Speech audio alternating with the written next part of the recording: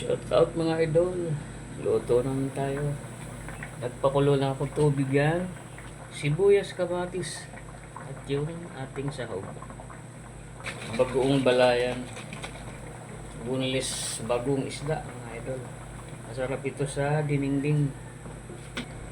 Ang kalbasa, unahin natin.